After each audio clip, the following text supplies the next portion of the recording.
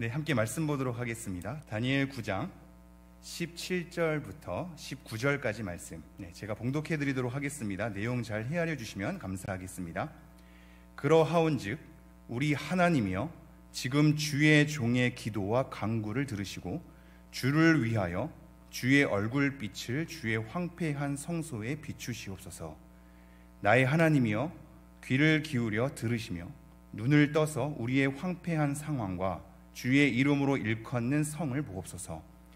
우리가 주 앞에 간구하옵는 것은 우리의 공의를 의지하여 하는 것이 아니요 주의 큰 긍휼을 의지하여 함이니이다. 주여 들으소서. 주여 용서하소서. 주여 귀를 기울이시고 행하소서. 지체하지 마옵소서. 나의 하나님이여, 주 자신을 위하여 하시옵소서.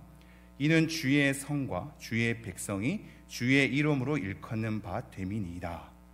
아멘. 네, 함께 제목 읽어보도록 하겠습니다. 시작. 관계, 용서를 구하는 신앙. 네, 관계가 용서를 구하는 신앙으로 펼쳐질 수 있음을 한번 생각하면서 말씀을 나눠볼게요. 오늘 말씀은 특별히 하나님 앞에서 좀 템포를 약간 늦춰볼까요? 잠잠히 우리의 삶을 생각하며 지금 이 순간에도 우리와 함께 계시는 하나님 앞에서 약간 템포를 좀 늦춰보겠습니다. 우리의 관계를 한번 조금 돌아보기를 원합니다. 우리가 서로 친밀하다는 것은 서로 알아가는 것이잖아요. 서로 알기에 친밀한 것이고, 그만큼 시간과 마음을 많이 쏟아낸 겁니다. 함께 지내온 여정이 많았기에 서로를 알 수 있는 것이며 친밀해진 거지요. 그렇게 알아가는 가운데서는 상대방의 모남 또한 발견하게 됩니다. 내가 몰랐던 상대방의 거친 모습 때문에 당황하기도 하고, 내가 원했던 모습이 아닌 다른 모습이 돌출되기도 하죠. 친해졌다는 것은 그 과정을 지나오는 것 같습니다. 서로의 모남에 대한 발견 없이는 친했다라고 표현하기가 굉장히 주저될 것 같습니다. 서로의 모남을 지나오고 그걸 극복해야 서로의 마음을 신뢰할 수 있는 친밀함이 생기는 거거든요. 부부간의 여러 가지 고백들을 들어보면 대부분 다 그렇게 얘기하죠. 우린 정말 안 맞는다고. 네, 다 그렇지 않습니까? 정색하시지만 속에서는 다 그렇게 동의할 거라고 생각하는데요, 하나님께서는 기가 막히게 나랑 정말 안 맞는 사람만 짝지어주는 것 같습니다. 근데 여러분 잘 헤아려 주십시오. 사실 그 누구와 함께 살아도 우린 계속 안 맞을 겁니다. 지금 나의 남편과 나의 아내, 내 자녀들이 정말 나랑 다르고 정말 나랑 안 맞네 라고 하겠지만, 사실상 다른 사람과도 더 친밀해지면 그와도 안 맞는 걸 발견하게 되고 우린 정말 다르다라는 것을 발견하게 된단 말이죠. 그래서 그 다름을 어떻게 처리하는가가 중요한데, 여기 모여있는 가족들 가운데 안 싸우는 분들도 있겠지만 안 싸우고 참는 것이 능사는 아닌 거 다 아시죠? 그렇죠? 안 싸우는 것보다 중요한 건 잘 싸우는 겁니다. 잘 싸워야죠. 안 싸우고 참았다가 나중에 어떻게 폭발할 줄 모르거든요. 우리의 감정이 또 다른 약자에게 쉽게 흘러갈 수 있습니다. 자녀에게 쏟아내거나 내가 편한 사람에게 쏟아낼 수 있죠. 우리는 그리 훌륭하지 않아서 우리 내면에 있는 감정이 쌓이고 참고 참다 보면 어디에선가는 폭발해야 우리가 살아남을 수 있습니다. 그래서 싸우는 게 중요하거든요. 잘 싸워야 됩니다. 그런데 잘 싸우는 것보다 더 중요한 게 뭔지 아십니까? 싸우고 나서 화해할 줄 아는 능력입니다. 화해할 줄 아는 능력이 없으면 관계의 유지가 어렵습니다. 화해를 할 줄 알아야 싸우고 나서 극복이 되는 거죠. 우리 서로서로 가족 가운데 수많은 싸우는 소리에 너무 짓눌리지 마십시오. 그럴 수 있습니다. 누구나 다 싸우고 있으며 싸워야 정상인 거고 서로 알기 때문에 싸우는 겁니다. 그러나 잘 싸워야 하고 싸우고 난 다음엔 화해를 잘 해야 하죠. 이러한 화해의 능력을 길러주는 한 고백 중 하나가 미안해죠. 미안해. 미안하다라는 고백은 굉장히 중요한 고백인 것 같습니다. 관계의 친밀함 속에서 서로의 모남을 발견하게 될 때, 그래서 서로 부딪히게 될 때, 서로 안 맞고 엇갈리게 될 때, 우리 서로에게 쌓이는 미움과 상처와 분노를 누그러뜨릴 수 있는 말, 미안해. 진전되는 화를 잠시 멈추게 할 수 있는 말, 미안해. 관계를 다시 바로 잡아줄 수 있는 계기가 되는 말, 미안해. 문제의 발생을 들여다보게 하는 말, 미안해. 서로의 입장을 알아보게 하는 말, 미안해. 그래서 서로의 입장을 통해서 상대방을 알아가게 되고 내 자신을 들여다보게 되는 말이 미안해라는 것으로 우리는 첫걸음을 뛰게 되죠. 물론 이것이 진심이 없거나 형식적이거나 자주 의미 없이 되풀이되고 하면 역효과가 일어날 것입니다. 미안해 이렇게 미안하거든 이러면서 마음의 분노를 다른 식으로 표출하는 이 모든 것은 서로에게 또 화를 일으키지요. 사실상 우리의 싸움을 잘 들여다보면 문제를 발생시키는 1차 원인보다는 1차 원인을 해결하는 2차적인 것에 대한 표현과 뉘앙스 때문에 더 상처를 받곤 하거든요. 그래서 원래 뭐부터 잘못됐는지 나중에 그것도 모릅니다. 과정을 겪다 보면 그것을 풀어내려고 쏟아내는 여러 가지 거친 언사 가운데 서로에게 더 상처가 된단 말이죠. 그래서 그렇게 의미 없이 되는 것은 역효과일 뿐, 우리가 진심을 담아서 자주 우리의 관계를 돌아보며 서로를 돌아보며 상대방을 이해하며 마음을 전달하는 것, 그러한 상황 가운데 미안해로 우리의 관계를 화해의 능력으로 잘 가져다 줄 수 있는 거죠. 제가 이것 때문에 잠깐 찾아봤는데요, 미안과 죄송의 차이가 뭔지 아십니까? 미안하다는 것에 대한 존댓말이 죄송인 것 같죠. 우리가 다 그렇게 하는데 그게 아니더군요. 미안이라는 것은 편안함이 없다라는 거거든요. 이게 좀 더 상대방 측면에서 이해한다면 나로 하여금 너의 편안함이 깨지게 한 거야를 고백하는 겁니다. 나의 모남 때문에 너의 평안이 깨졌어. 너의 편안함이 깨졌어. 이게 미안입니다. 미안. 죄송은 뭐냐면 나의 죄된 행동 때문에 지금 굉장히 송구스럽게 됐어, 이겁니다. 그러므로 아이가 어른한테 미안해요 해도 되는 겁니다. 원래는 그게 반말이 아니거든요. 근데 미안이라는 건 좀 더 상대방 마음의 초점이 맞춰져 있죠. 죄송이라는 건 좀 더 나의 행동에 맞춰져 있습니다. 그러므로 미안해라는 것은 굉장히 의미가 깊습니다. 나로 인해서 너의 평안이 깨지다니, 나로 인해서 너의 편안함이 깨지다니, 내가 그것을 지금 인정해. 나 때문에 너가 그렇게 되었어. 이게 미안해인 거거든요. 제가 이러한 말씀을 왜 드리냐면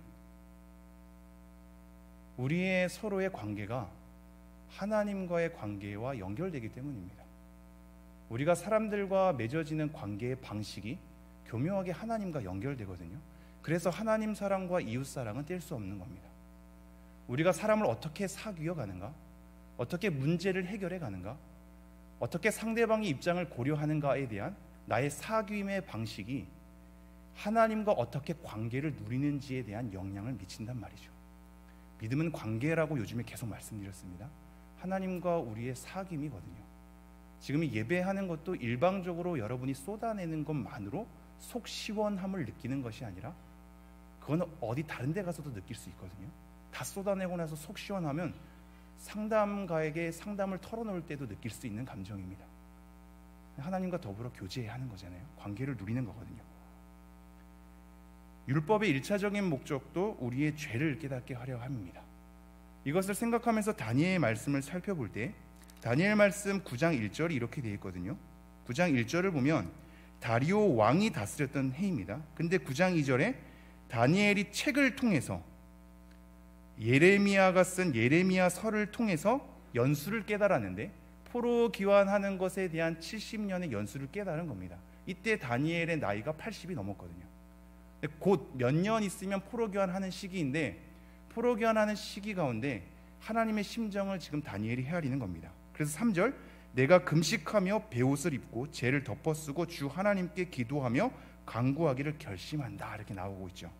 그러면서 어떻게 이어지냐면 6절 보십시오. 6절 끝에 보면 온 국민에게 말씀하는 것을 듣지 아니하였나이다. 10절 보면 우리 하나님 여호와의 목소리를 듣지 아니하며 11절 보면 온 이스라엘이 주의 율법을 범하고 치우쳐 가서 주의 목소리를 듣지 아니하였으므로 14절 마지막 보면 우리가 그 목소리를 듣지 아니하였음이니이다. 하나님의 말을 제가 듣지 않았습니다. 그러면서 중간 13절 말미에 이렇게 돼 있죠. 우리는 우리의 죄악을 떠나고 주의 진리를 깨달아 우리 하나님 여호와의 얼굴을 기쁘게 하지 아니하였나이다. 이거에 따라서 지금 다니엘이 마지막으로 이렇게 기도하고 있는 겁니다. 17절 19절 말씀 읽고 갈무리하지요. 17절 그러하온즉 우리 하나님이여 지금 주의 종의 기도와 간구를 들으시고 주를 위하여 주의 얼굴빛을 주의 황폐한 성소에 비추시옵소서. 하나님 주의 얼굴빛을 우리에게 비춰주십시오. 18절 나의 하나님이여 귀를 기울여 들으시며 눈을 떠서 우리의 황폐한 상황과 주의 이름으로 일컫는 성을 보옵소서. 우리가 주 앞에서 간구하옵는 것은 우리의 공의를 의지하려 하는 것이 아니요 주의 큰 긍휼을 의지하려 함이니이다. 주여 들으소서. 주여 용서하소서. 주여 귀를 기울이시고 행하소서. 지체하지 마옵소서. 나의 하나님이여 주 자신을 위하여 하시옵소서. 이는 주의 성과 주의 백성이 주의 이름으로 일컫는 바 됨이니이다.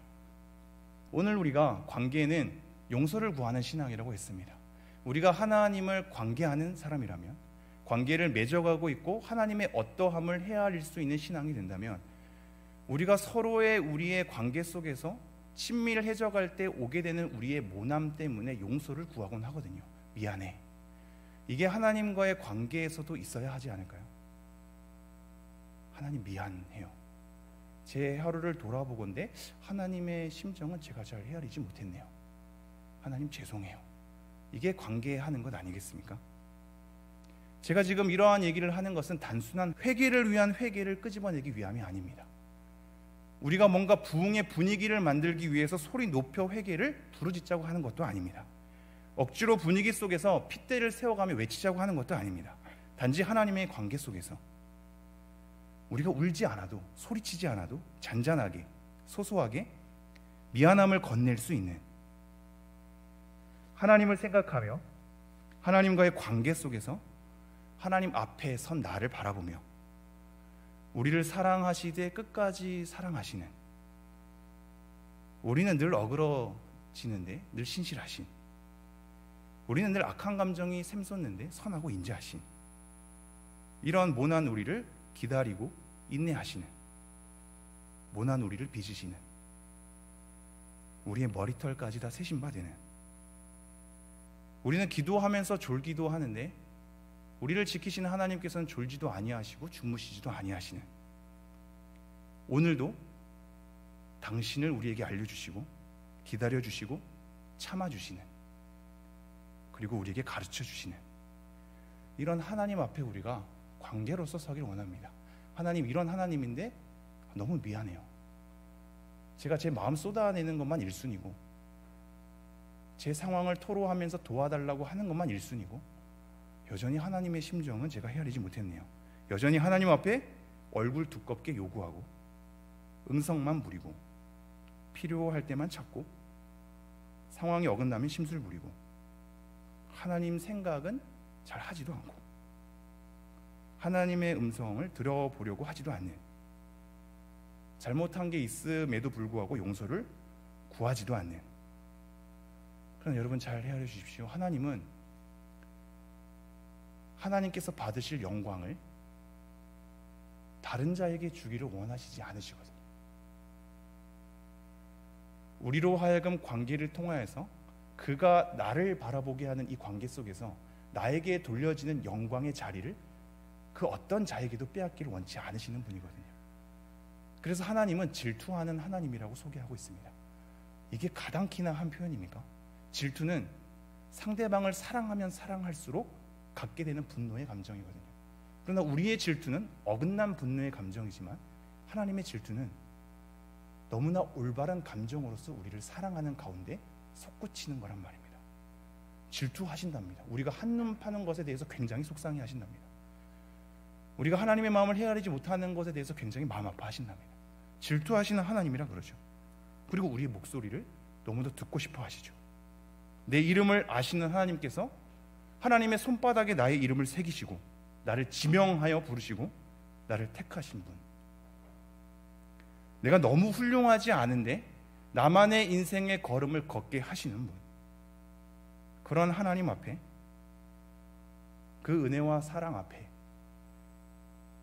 우리가 하나님의 마음을 헤아리며 미안하다고, 죄송하다고 그렇게 용서를 구하며 건넬 수 있는 신앙이 되기를 간절히 소망합니다. 네, 우리 찬양 한 곡 하면서 이 말씀을 좀 헤아려 볼까요? 여러분, 오늘 말씀 어떻게 여러분에게 들리십니까? 우리 그냥 쏟아내지 말고 하나님 생각하면서 한번 나아가 보시죠.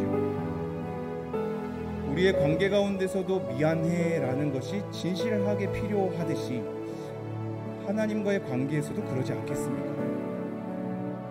우리와 이 하루 동안에 동행하시면서 우리의 어떠함을 기다려주시는, 우리의 모남을 바라보시고 인내하시는, 여전히 버림받아 마땅한 우리인데 오늘도 참고 견디시는, 우리를 사랑하시되 끝까지 사랑하시는, 우리의 모습을 보건대 하나님께서 관계를 끊어도 될 만한 사람인데 여전히 그 어떤 천사나 권세자들이나 높음이나 깊음이나 사망이나 그 어떤 피조물이라도 그리스도 예수 안에서 하나님을 향한 우리의 사랑을 절대 끊지 않겠노라고 약속하시는 그 하나님의 신실하심과 인자함 가운데 우리의 이 하루하루가 놓여 있다는 것이 여러분 고백되시는지요?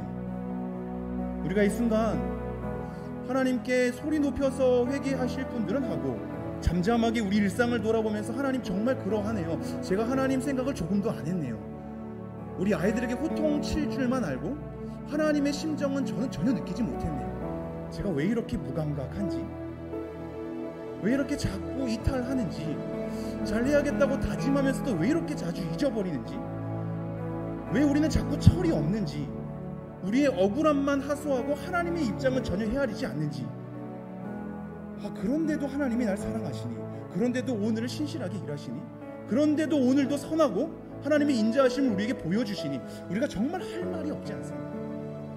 바라옵건대 우리가 이 시간 함께 기도할 때 하나님께 용서를 구하는 관계가 되기를 소망합니다. 여러분의 하루를 생각하면서, 여러분의 일상을 생각하면서, 여러분의 모습을 생각하면서 거칠게 표현되지 않아도, 울부짖지 않아도, 핏대를 세워서 소리치지 않아도 하나님 정말 미안해요, 하나님 이 부분은 정말 제가 너무 생각하지 못하고 자주 잊었는데 너무 죄송해요, 하나님 정말 미안해요 라고 우리 함께 기도함으로 나아가는 우리가 되었으면 좋겠습니다. 함께 기도하겠습니다.